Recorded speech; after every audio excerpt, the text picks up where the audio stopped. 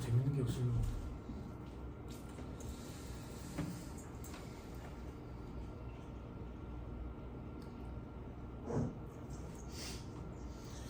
이대로 뭐 큰 추위 없이 몸이 올란가 모르겠어도 막 그 꽃망울이 엄청 맺혔어요 지금 벌써. 네, 벌써 엄청 맺혔거든. 날이 포근해서 그런지 오늘 또 비가 주적주적 오니까 또 엄청나게 맺히네.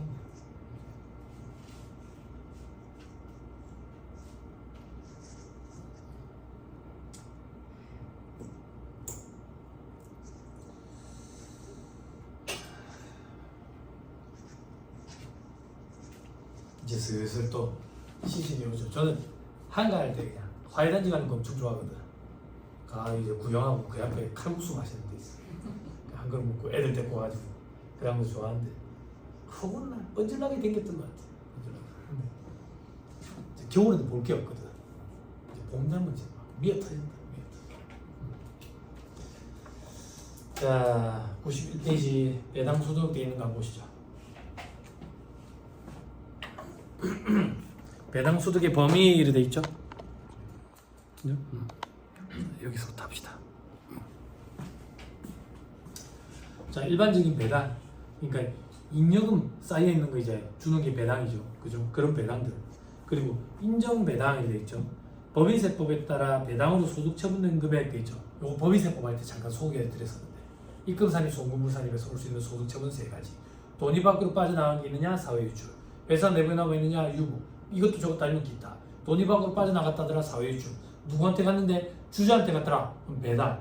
그럼 주주가 일반적으로 받은 배당이랑 구분하기 위해서 인정이란 말을 붙이든지 그 인정 배당, 요거 얘기하는 거. 됐죠? 의제 배당은 여기 수업 안 할 거예요. 수업 안 할 거예요. 법인세법에서 먼저 해야 되는데, 잠깐만 소개해드리면, 우리 의제라는 말을 배웠잖아요. 의제. 뭐로 본다. 뭐로 본다. 그럼 배당으로 보겠다 그 얘기였네. 그러니까 배당으로 보면 뭐 자자는 얘긴데 과세하겠다 그 얘기지. 과세하겠다. 배당으로 봐가지고 과세하겠다. 그러면 우리가 상식적으로 생각할 때는 배당이 아닌가 보네. 세법에 의해서 배당으로 보겠다는 얘기니까. 그지? 요게 법인세법에서 계산 문제가 등장하는데 굉장히 어려워요. 페이지로 따지면 한 5-6페이지밖에 안 되는데 이 파트만 제가 한 2시간 반 동안 강의하니까 어려워요. 그리고 소득세법은 법인세법과 큰 차이가 없다. 이렇게 하고 끝낼 거예요. 제가 강의를. 그래서 법인세법에서 강의가 이루어질 거다. 이렇게 생각하시면 돼요. 자, 그리고 괄호 4번. 국내외에서 받는 집합투자기구로부터의 이익. 요건 뭐냐면 펀드 있죠. 펀드. 집합투자기구가 펀드라고 생각하면 돼. 우리가 직접 투자할 그런 여건이나 시간적 여유가 안 되니까 펀드에 투자를 하잖아. 그럼 펀드 기금을 모아가지고 채권형이라든지 주식형이라든지 아니면 혼합형 이런 데 투자를 해가지고 거기서 생기는 수익 금액을 우리한테 분배해 주지. 그 분배받은 소득, 그게 배당소득이다 그 얘기야. 됐죠? 그리고 간주배당 이런 거 신경 쓸 필요 없어요. 1차 시험에서는. 자, 그 다음에 괄호 6번 출자 공동사업자 배당. 요건 도대체 뭔데? 출자라는 말을 빼면 공동사업자야. 자, 요 얘기하고 우리 둘이가 공동사업을 해. 우리 둘이가 공동사업을 한다고. 그래서 공동사업을 해가지고 1억을 벌었어. 소득금액. 그러면 둘이 지분 비율이 50대 50이면 5천만 원 5천만 원 나눠준다고. 이 나눠주는 5천만 원 5천만 원은 사업소득금액이라고. 사업소득금액. 근데 가만 봤더니 얘는 사업에 참여를 안 해. 근데 공동사업자에 왜 1억을 올렸는데 돈만 내고 있어. 돈만 내고 있다고. 이 사람은 실질적으로 경영에는 참가 안 하고 출자만 한 거야. 출자, 공동사업자 이렇게 표현한다고.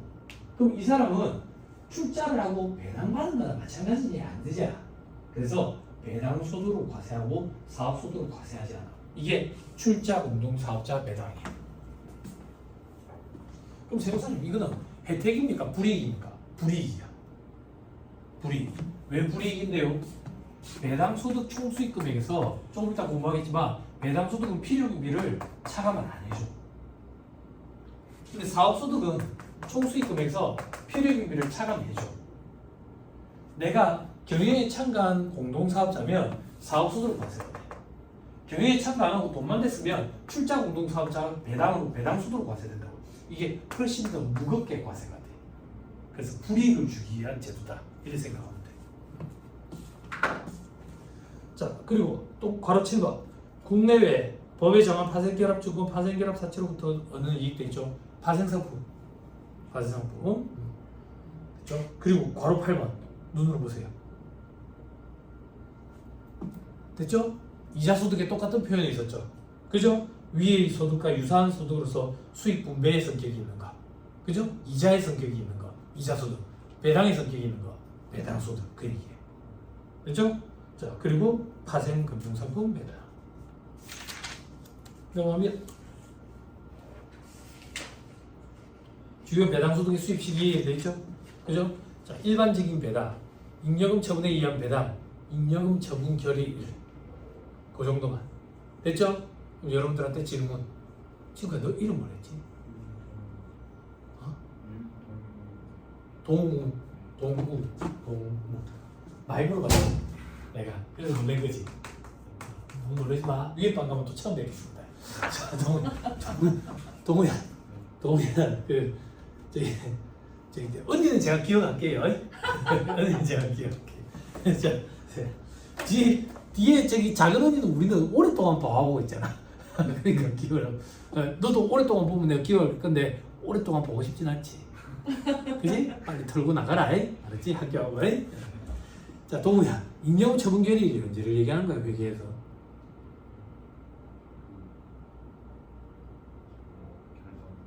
뭐라고? 결산? 결산 확정일? 결산 확정일이 12월 31일이야. 잉여금 처분 결의일이 언제야? 주총일이라고. 주총일. 잉여금 처분 결의일. 이걸 주총일. 회계에서는 무슨 날이라고 불러? 주총 때 땅 두드리면서 배당 얼마 주자 이라지. 그래서 배당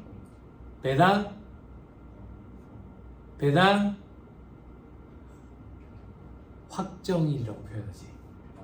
배당 확정일, 배당 결의 같은 말이지. 이게 주총일이지. 그지? 그게 잉여금 처분 결의일이야. 세법에서. 됐죠? 자, 밑에 나머지는 볼 필요 없고 집합투자기로부터 이익 요 정도만 볼까? 펀드 집합투자기로부터 이익을 지급받는 날, 펀드로부터 분배금 받는 날, 그때 배당소득이 귀속이 된다. 그죠? 이런 귀속시기, 수입시기 이런 걸 뭐 한다고 따집니까?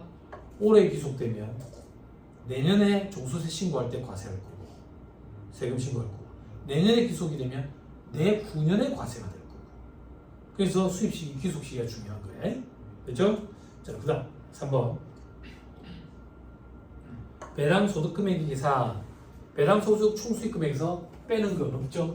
그죠? 즉 배당소득도 필요금이라는 거 차감한다. 근데 뭘 더하는 게 있네. 그로스업 이런 걸 더하네. 이런 걸 귀속법인세 이렇게 얘기한다. 요건 요 정도만 얘기할게요. 아까 우리 소득을 지급하는 자가 지급할 때 14원은 원천징수로 때는 86원만 지급했잖아. 86원. 근데 얘가 다소득이 있어. 그래서 다 합산해가지고 과세하려면 세금을 뗀 후의 금액이 아니라 세금을 떼기 전 금액으로 돌려가지고 과세를 해야 될 거 아니야. 세금을 떼기 전으로 돌리기 위해서 14원은 더 했잖아. 그때 이 14원 이걸 그로스 금액이라고 표현해. 이걸 소련말로 귀속법인세 이렇게 표현하는 거. 귀속법인세. 그래서 책에서는 앞으로 이렇게 표현한다. GU 이렇게 표현한다. GU. 이거 그로스업이다. 그래픽 유저 인터페이스가 아닌 거예요. 알았지?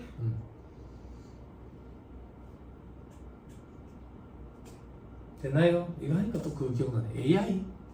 AI 뭐 저기 저 어디고 이번에 AI 뭐 저렴한 AI 출시해가지고 지금 전 세계가 발칵 뒤집혔잖아. 어디더라? 그 브랜드가 뭐지? 딥시크인가? 그 저렴한 AI 뭐 보급형 AI 이래가지고 뭐 미국 대통령이 언급할 정도로 큰 충격이더만 그게. 응? AI가 엄청난가 봐. 그래서 한참 그 챗 GPT랑 채팅하는 거 아직 안 해봤거든. 물어보고 싶은 게 참 많은데 나 그런 거 물어보고 싶거든. 지구의 기원이 어떻게 되냐, 인류의 기원은 어떻게 되냐, 막 이런 거 물어보고 싶은데 얘가 바쁠 것 같아가지고 못 물어보고 많이 바쁠 것 같아. 나 말고 많이 물어보니까. 근데 제가 최근에 깜짝 놀란 게 뭐냐면 뒤처지기 싫어서 이런 걸 좀 봐야 될 것 같다는 생각이 들어. 그래서 뒤처지기 싫어가지고 전자기기도 막 새로운 걸로 좀 바꾸고 막 이래 하다가 바쁜 시기가 도래해가지고 챗GPT는 또 접하지 못했어. 접하지 못했는데 최근에 저희 와이프가 책을 쓰기 위해서 여기저기 자료를 이렇게 수집을 하는데 영상 자료 이런 것들 있잖아. 영상 자료를 수집하는데 이게 의학 용어가 되니까 너무 어려운 거야. 너무 어려운 거야. 근데 AI 기술을 접목해가지고 AI한테 부탁하는 거야. 뭘 부탁하냐면 이 영상을 요약해줘. 와, 그 기술이 엄청나던데.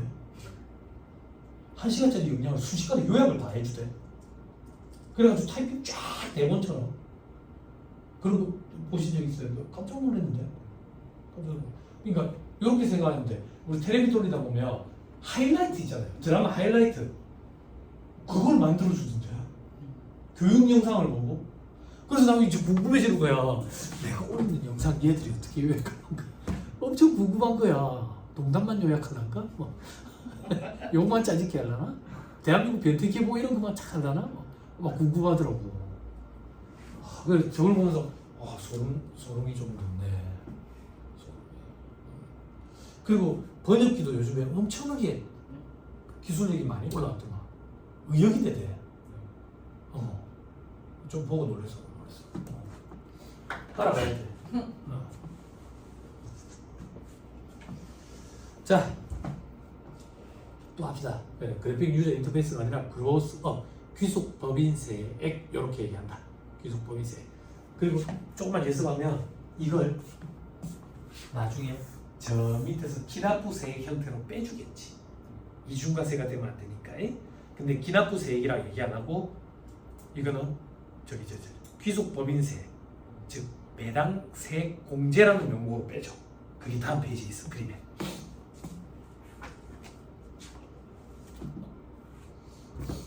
됐나요? 됐어요? 그럼 다시 들어와서 그러면 그로스업 금액, 귀속 법인세는 어떻게 계산하는데? 배당소득 총수익 금액의 10%를 곱해. 왜 10%인데? 위에 박아서 공부하고. 그거에 대한 산출 근거도 다음 페이지에 있는데 이런 것도 위에 박아서 하고. 아무튼 10% 곱한 금액을 더한다. 됐죠? 됐나요? 야, 이 자식아. 니는 이제 86원에 10% 곱해봐라. 14원이 되는가? 안 되는데. 엄밀히 얘기하면 100%다 이중과세가 조정되지는 않아요.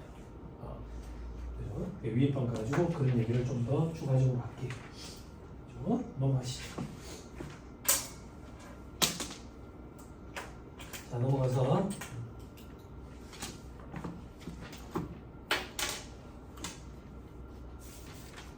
그로스업 대상이 되는 배당소득이 되어 있는데 그로스업이라는 걸 하는 것도 있고 안 하는 것도 있는데 이런 것도 위에 방가서 할 거예요. 넘어가세요. 자, 금융소득 과세 방법. 자, 여기서부터는 제 설명을 하겠어요. 최대한 쉽게.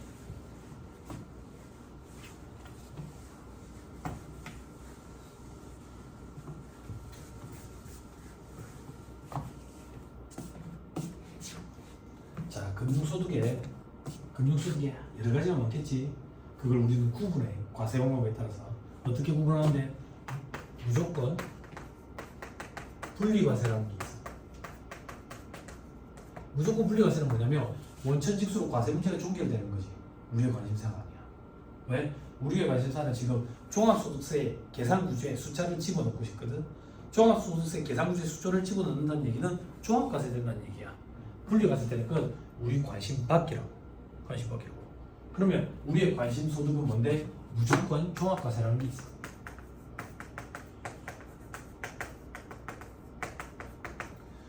아, 그리고 물론 비과세라는 것도 있어. 비과세는 뭔데요? 과세 안 되는 거. 이것도 우리 관심 밖이라고. 관심 밖. 그럼 비과세, 무조건 분리과세, 무조건 종합과세 요것만 있는 게 아니라 다른 것들도 있어. 그 나머지 것들을 우리는 조건부과세 이렇게 표현해.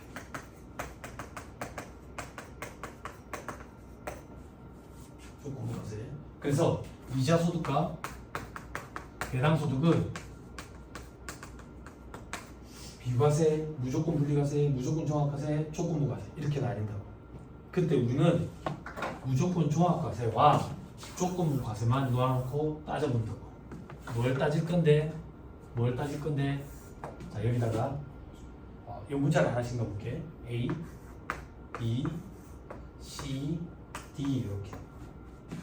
이자 소득 중에 무조건 종합과세 대상 이자 소득, 조건부 과세 대상 이자 소득, 무조건 종합과세 대상 배당 소득, 조건부 과세 대상 배당 소득.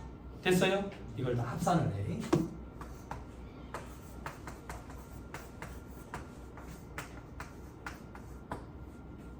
됐어요? 됐죠?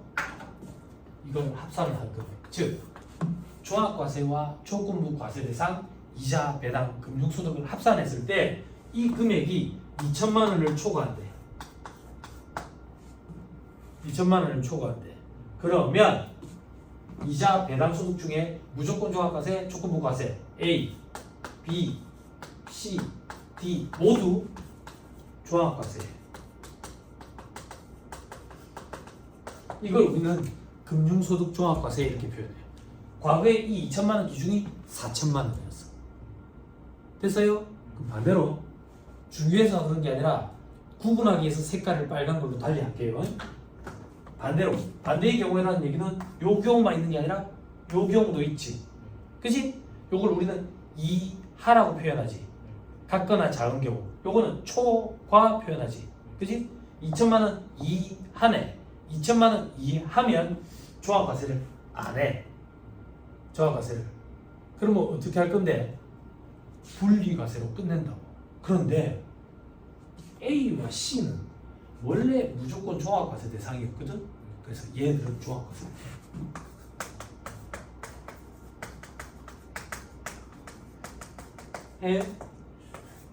B와 D만 분리과세로 끝낸다고. 이걸 우리는 금융소득 종합과세 여부 판단을 한다라고 얘기한다고. 여기까지 됐어요? 그럼 다시 우리는 금융소득 종합과세 여부를 판단을 한다고 해. 판단을 할 때 우리에게 필요한 건 이거라고. 판단을 할 때 필요한 자료만 보는 거야.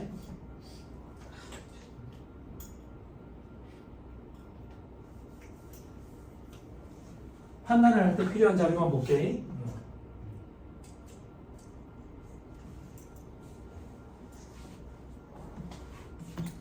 판단을 할 때 우리는 필요한 자료가 무조건 종합과세 대상 소득, 그리고 조건부 과세 대상 소득. 조건부 과세 대상 소득은 뭐라고 표현했는데 무조건 종합과세, 무조건 분리과세, 비과세가 아닌 건 전부 다 조건부 과세야. 됐죠? 무조건 종합과세 대상 소득, 조건부 과세 대상 소득을 이자와 배당 소득으로 구분해 놔놓고 합산을 하는 거지. 합산을 해가지고 저 금액이 2천만 원을 초과, 2천만 원 이하 이 여부를 따져서 2천만 원 초과했을 때는 전체를 다 종합과세하고 2천만 원 이하인 경우에는 종합과세 대상은 원래 종합과세니까 종합과세하고 나머지는 분리과세로 과세 문제를 종결한다고. 이걸 판단하는 걸 금융소득 종합과세 여부를 판단한다고 얘기한다고. 그러면 우리가 필요한 작업은 뭔데? 시험 문제에 등장하는 게 우리에게 필요한 작업이지. 시험 문제는 뭐가 등장하는데? 종합과세 대상 금융소득을 계산하시오 그런다고. 종합과세 대상 금융소득, 종합과세 대상 금융소득. 됐어요? 출제 교수님들은 요걸 물어보고 싶어 한다. 그래서 2천만 원 초과되도록 문제를 출제를 해. 100문제 중에 99문제를. 그럼 이렇게 나온 적은 없나요? 있어. 극히 드물지만. 됐어요? 그럼 우리는 저걸 더해서 2천만 원이 초과했는지 여부를 판단할 줄 알아야 되네. 저걸 더한다고? 저게 뭔데? 이자와 배당 소득 중에 무조건 종합과세와 조건부 과세. 그럼 무조건 종합과세와 조건부 과세가 뭔지를 알아야 되겠네. 그지?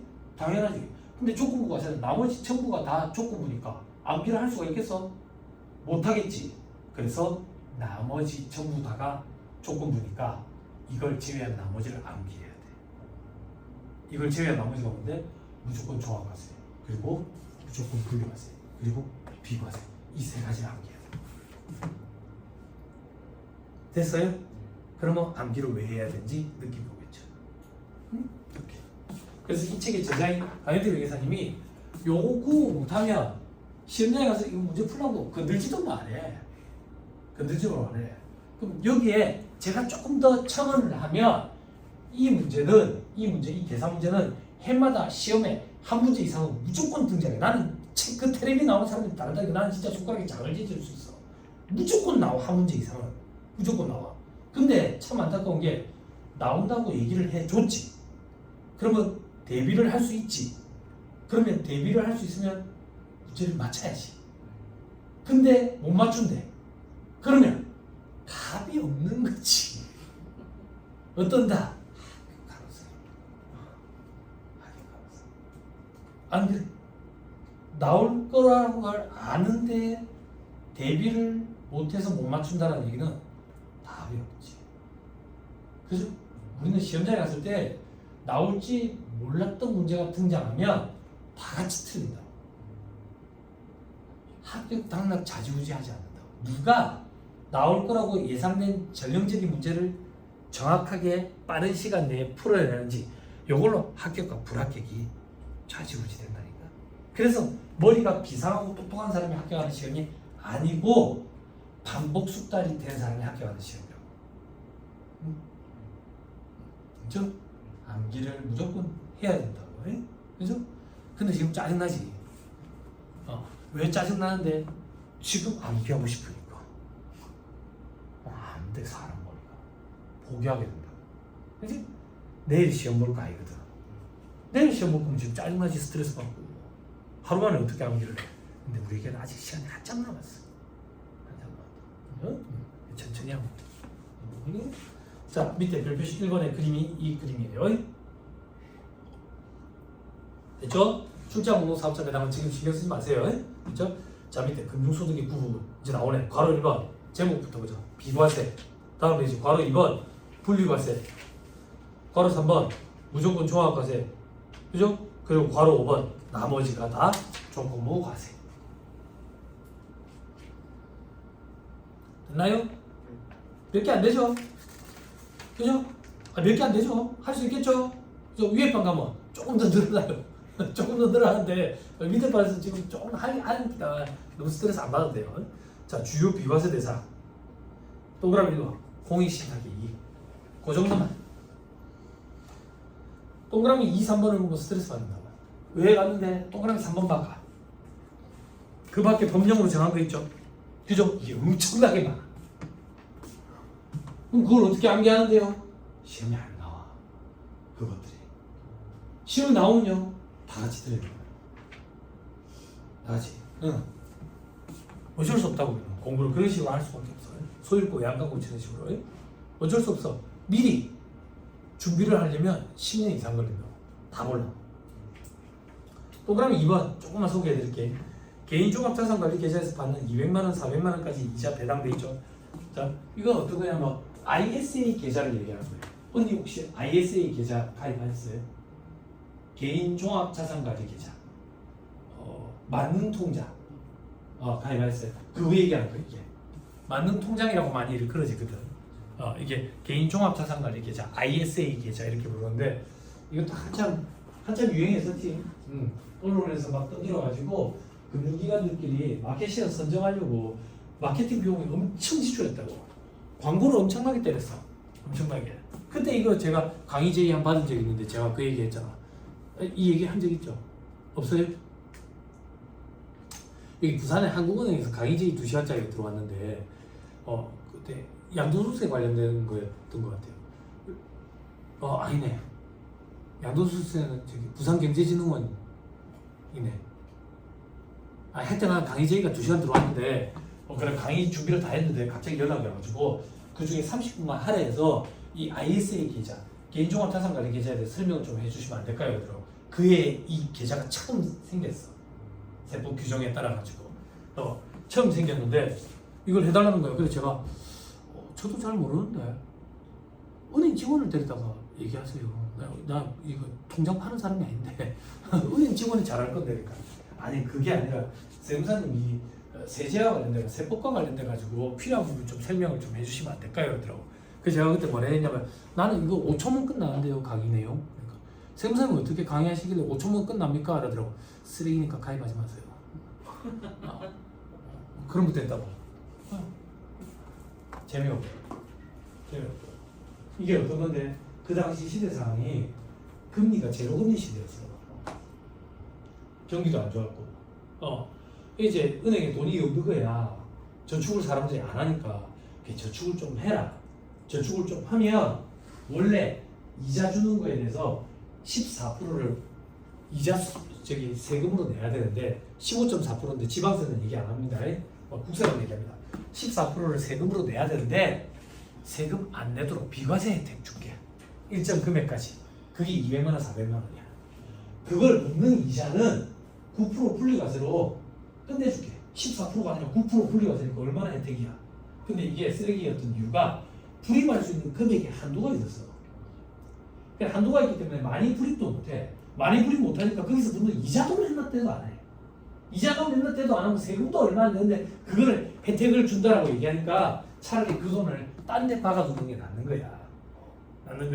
근데 그 당시에 금융기관들은 마켓 시어를 선점하기 위해서 번호를 엄청나게 때려가지고 이거 봐봐 이거 언니들 가입하셨다잖아.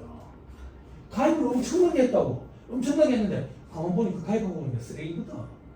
이제 벌써 만기가 도래했어. 짜증이 나는 거야. 내가 이때까지 쓰레기를 가입하고 있었네. 내 돈이 목돈이 묶여있었네. 여기 어디든 결혼을 이미 하셨잖아.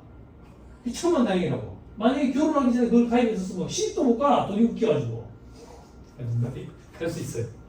이제 불만이 터져 나오잖아. 터져 나오니까 정부에서 이걸 어떻게 할까 하다가 연금저축계좌로 이거를 만기된 금액을 전환을 하면 올해의 연금저축계좌에 불입한 금액으로 봐가지고 10% 곱한 금액을 한도가 있지만 그거 연금저축계좌 세액공제 해주겠다 이렇게 재작년에 바뀌었다고.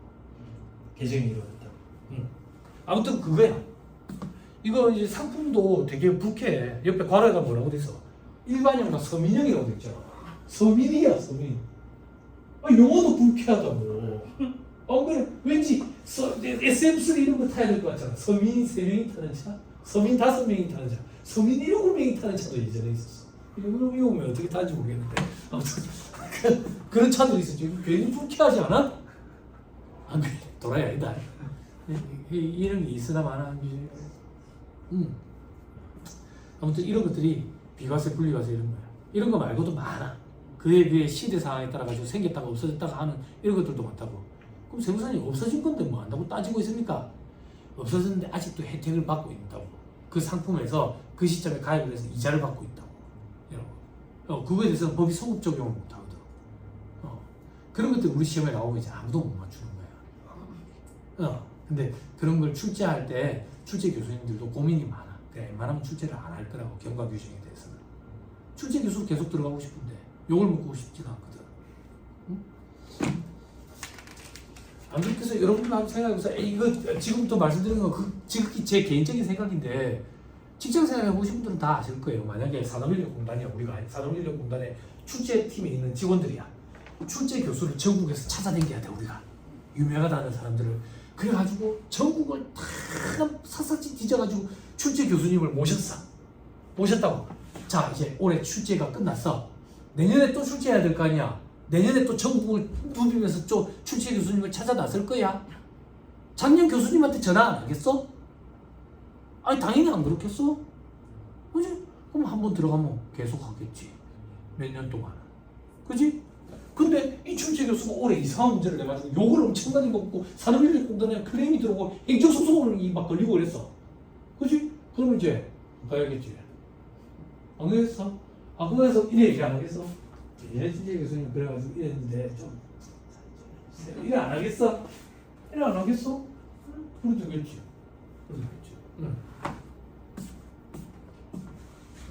그렇겠어요. 그지? 월급 받고 일하는 사람인지 그래 될 거라고 봅니다. 지극히 개인적인 제 생각입니다. 실제 사실은 확인은 안 돼 있어요. 확인은 안 돼 있어요. 확인은 저 바쁜 사람 제가 그런 거 확인하고 되길 사람도 아니고. 그리고 안타깝게도 저는 이미 합격을 했어요. 관심이 없어요. 그렇죠? 자 96페이지 괄호 2번 무조건 분리과세 대상 보세요. 자 재판 이건 여기에요. 우리의 관심사가 아니죠. 그렇지만 이게 뭔지를 알아야 나머지를 여기다 갖다 쓸 수 있어서 보는 거예요. 어쩔 수 없이. 됐죠? 자, 무조건 분리과세 대상 비실명 금융소득. 비실명. 실명이 아니래. 실명이 아니래. 됐나요? 몇 프로라고 돼 있어요? 엄청 무겁게 과세하는 거예요. 지금 소득세 세율 구간이 6, 15, 24, 35, 38, 40, 42, 45% 구간까지 있거든. 그 구간 중에 최고 세율을 적용하면 돼. 불이익 주는 거야. 됐죠? 근데 관한에 뭐라고 돼 있어? 금융실명이 대상인데 비실명으로 했대. 90%래. 90%. 죽여버리겠다는 거지. 그죠? 됐죠? 됐습니다. 자, 그 밑에 동그라미 2번. 직장공제 초과 반환금. 영문 듣고 올리세요. 직장공제 초과 반환금이라는 게 있대. 직장에 직장 사람들끼리 공제라는 걸 만들어가지고 상호구조 비슷하게 월급 받으면 얼마씩 떼가지고 거기다 모아놓는 거야. 그걸 굴려. 그래놓고 내가 사정이 생기는 거야. 죽는다든지 회사를 퇴사한다든지 뭐 이런 일이 생기면 회사에서 그 돈이 다시 나와. 근데 이자가 붙어 있겠지. 그지? 그럼 차액이 생기지. 그게 초과 반환금이야. 이자나 마찬가지잖아. 그지? 그 이자 소득으로 과세되는 거야. 그렇지만 분리과세를 끝내겠대. 됐나요? 옆에 기본 세율을 적용하면 돼 있죠. 기본 세율이 6, 15, 24 이렇게 세율 구간 적용하는 걸 기본 세율이라고 해요. 됐죠? 됐죠? 잠깐 보고 가실래요? 잘 보면 아는 것보다.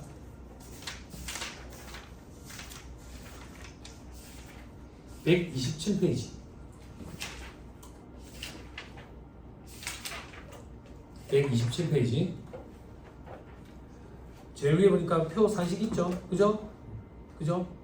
언니 주의하셔야 될 게 개정이 됐어요. 몇 년 전에 1400까지 6%예요. 원래 1200까지 6%였는데 원래라는 표현은 좀 그렇죠. 개정되기 전에 그리고 5000으로 바뀌었어요.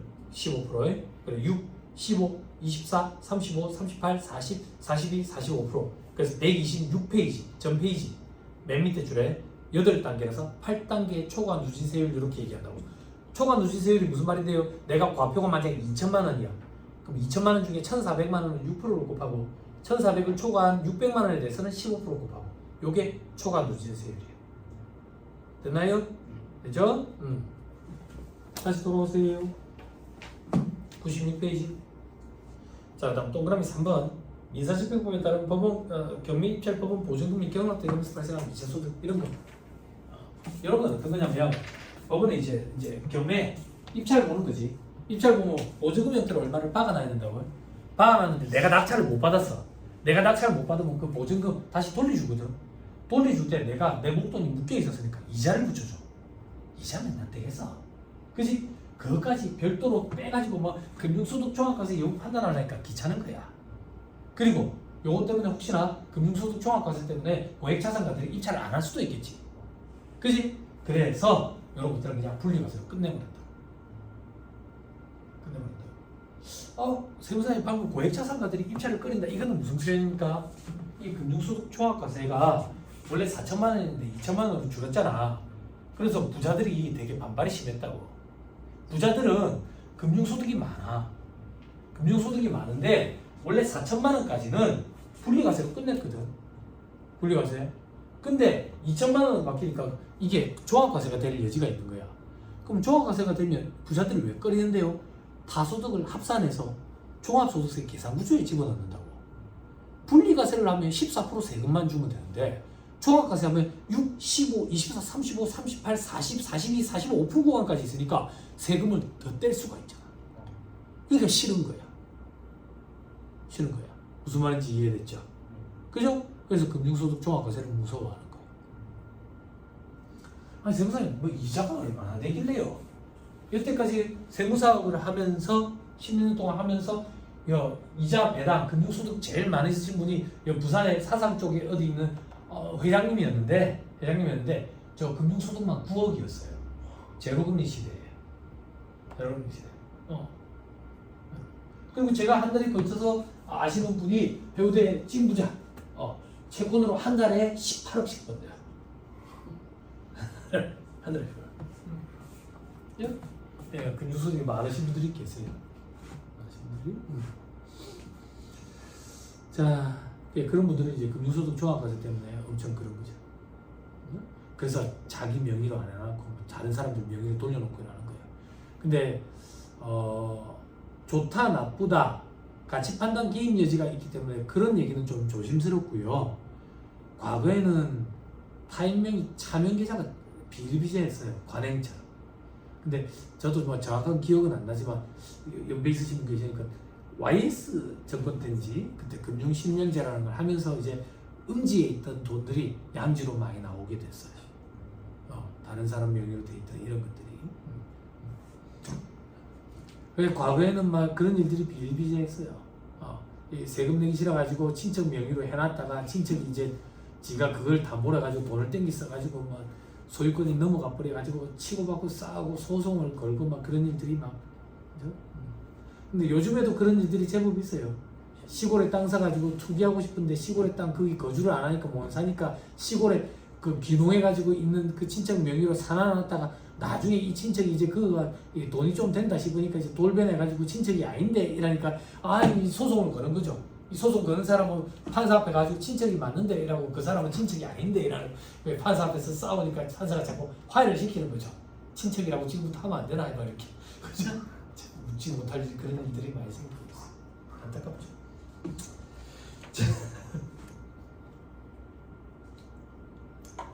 자, 근데 그런 일들이 아닙니다. 제 개인적인 생각이 자꾸 들어가는데, 예, 그래요. 나중에 그런 이쪽 일을 하시면 느끼실 건데, 제 개인적인 생각인데 돈이 어중뛰게 있는 사람들이 그래요. 정말 돈이 많은 사람들은 그렇지도 않아.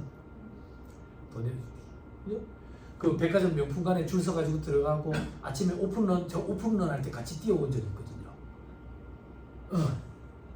오픈런 할 때 같이 뛰어본 적이 있어요. 오픈런인지 모르고 같이 뛰어본 적이 있어요. 예, 어중뛴 사람.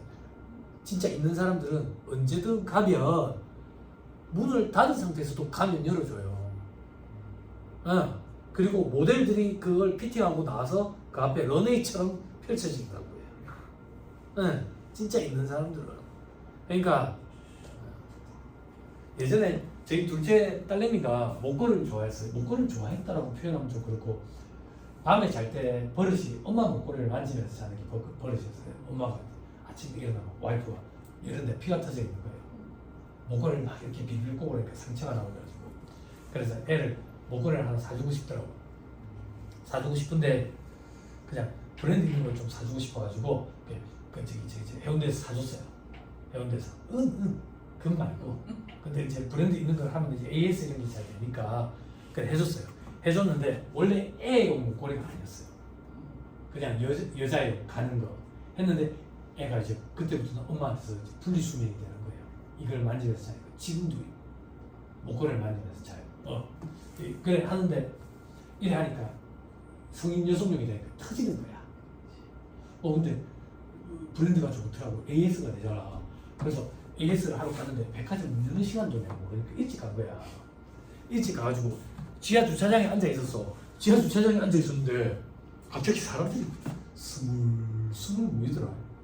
어디 모이냐면 에스컬레이터 타는데 그래서 왜 모이지? 봤더니 문이 안 열리더만. 백화점 오픈하기 전에 지하에서 에스컬레이터 타는데 그 문이 안 열리더만. 몰랐어. 근데 사람들 지금 왜 모이지? 좀 이따 문 열리면 올라가지. 날도 추운데. 이게 10시인가? 9시 반인가 했더니 문 열리자마자 그 에스컬레이터 문이 열리는데 이 사람들이 뛰기 시작하는 거야. 뛰기 시작하는 거야. 나도 본능적으로 같이 뛰는 거지. 뭔 일이 있구나. 뭔 일이 있구나. 나도 막 내가 막 뛰지. 사람들이 막 에스컬레이터 멈춰있는 거 아니야. 움직여. 근데 막 뛰어. 나도 막 뛰는 거지. 나도 막 뛰어갔는데 사람들이 그거 있잖아. 메비우스 띠처럼 생긴 거 채널이니까 그 앞에 쫙 막 가는 거야. 뭐야. 나는 다른 배정인데. 그러다가 그거 한번 뛰었던 적이 있어. 그러고 뉴스를 봤더니 이게 오픈런이더라고. 나도 오픈과 동시에 런을 한번 해봤지. 이게 오픈런이지. 광안대교 아디다스 런처럼 오픈런. 왜 오픈런이 신세계 런이라고 안 하고? 한번 해봤지. 한번 해봤지. 그래서 그 보는데 이런 애들이야. 이런 애들은 그때는 무슨 생각이냐 뭐 젊은 사업가들이 많다더만 뭐 유튜브 하나 해주니까 뭔 돈이 저리 많아가지고 1,000만, 2,000만 원짜리 저런 거를 하나 했는데 알바생이더만. 알바생 뉴스에 나오더만. 수수료 받고 명품 대신 사다 주는 알바생이더만. 그래서 그때 어떤 느낌이 들었는데 와 직업은 다양하고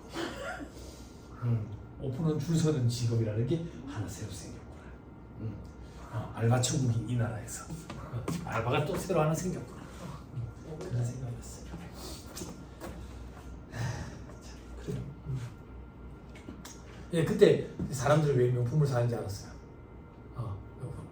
저 터져서 갖고 왔는데 새 걸로 바꿔주던데. 새 걸로. 아 그런 것 때문이구나. 그런 비용이 다 들어갔구나. 2번 터졌어요.